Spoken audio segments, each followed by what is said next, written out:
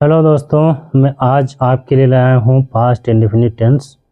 आज मैं आपको बताऊंगा पास्ट इंडेफिनिट टेंस की पहचान, बनाने के नियम, रूल्स, फार्मूला और कुछ एग्जाम्पल। तो हमारे साथ वीडियो में बने रहिए, आपको टेंस जो है कंप्लीट आ जाएंगे। आज मैं आपको विधिवत रूप से कंप्लीट जानकारी दूंगा पास्ट इंडेफिनिट टेंस की। पास्ट इंडेफिनिट जो टेंस है उसकी पहचान और बनाने के नियम। तो सबसे पहले पहचान देखिए क्या है इसकी। इन वाक्यों के अंत में कौन कौन से शब्द आते हैं। पास्ट मतलब आप समझ रहे होंगे बीते समय की बात की जा रही है, बीते हुए। तो इन वाक्यों के अंत में, ठीक है, ता था, ती थे, ते थे, या आ, ई, ए, ई, ऐसी जो है ऐसे जो है इसमें अक्षर या शब्द ऐसे आते हैं। समझ रहे हैं? आप समझ जाएं कि उनमें इस तरीके को आपके वाक्यों के अंत में मिलेगा। ठीक है। तथा बीते हुए समय में किसी क्रिया या घटना के बारे में बताता है, यानी ये बताता है कि ये काम बीते हुए समय में हुआ है या ये घटना बीते हुए काल में हुई है, इसके बारे में हमें जानकारी मिलती है। रूल्स ऑफ ट्रांसलेशन देखिए क्या हैं इसके। रूल्स ऑफ बनाने के मतलब ट्रांसलेशन बनाने के नियम कुछ। इन वाक्यों इन वाक्यों इन वाक इन वाक्यों अंग्रेजी में इन वाक्यों को होगा। इन वाक्यों को अंग्रेजी में बनाते समय सब्जेक्ट पहले लिखते हैं। समझ रहे हैं? इन वाक्यों को अंग्रेजी में बनाते समय सब्जेक्ट और वर्ब की सेकंड फॉर्म लिखते हैं। समझ गए? कौन सी फॉर्म? सेकंड फॉर्म लिखते हैं। फिर जो है इसके बाद ऑब्जेक्ट लिखते हैं। तो ये हुआ इसका रूल्स, यानी सब्जेक्ट लिखते हैं, उसके बाद क्या लिखते हैं? सब्जेक्ट के बाद वर्ब की सेकंड फॉर्म, और उसके बाद जो है ये सब्जेक्ट हो गया, और उसके बाद क्या लिखते हैं? वर्ब की सेकंड फॉर्म, ये समझ रहे हैं, और उसके बाद ऑब्जेक्ट।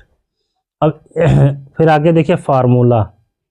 फार्मूले में ये आपके सामने है, समझ गए? सब्जेक्ट, वर्ब की सेकंड फॉर्म और प्लस ऑब्जेक्ट, ये इसका बनाने का फार्मूला है।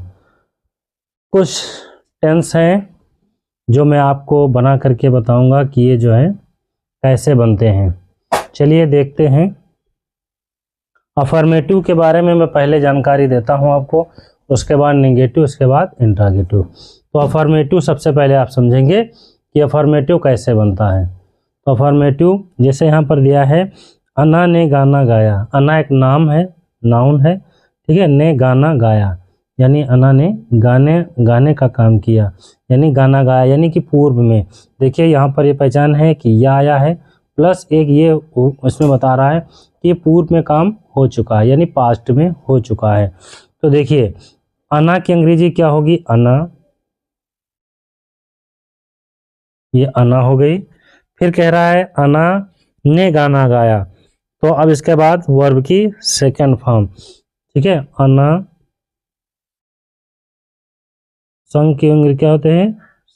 संग, अन्ना, संग अ सॉन्ग,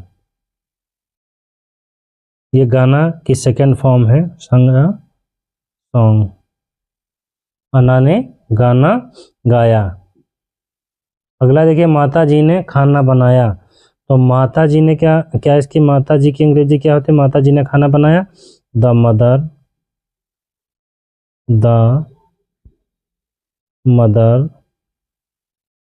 समझ गए? माता जी ने खाना बनाया, द मदर कुकड। कुक की कुकड होती है second form, cooked the food.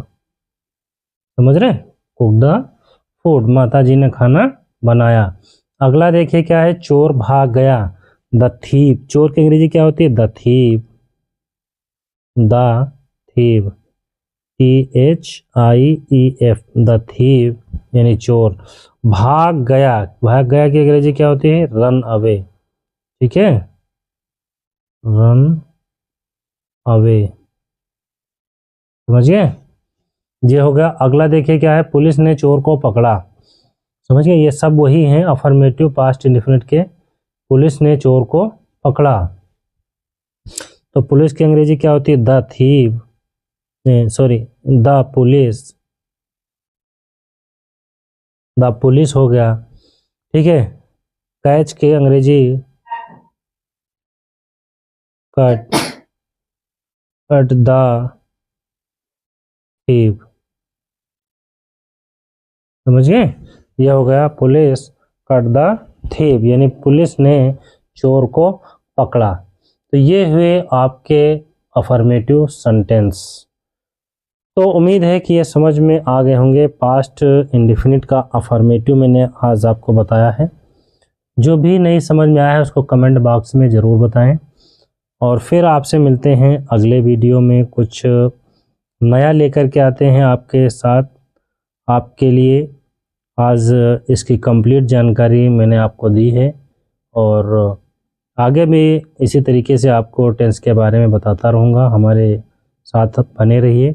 अगर नए हैं तो चैनल को सब्सक्राइब कर दीजिए ताकि आपको नोटिफिकेशन मिलती रहे।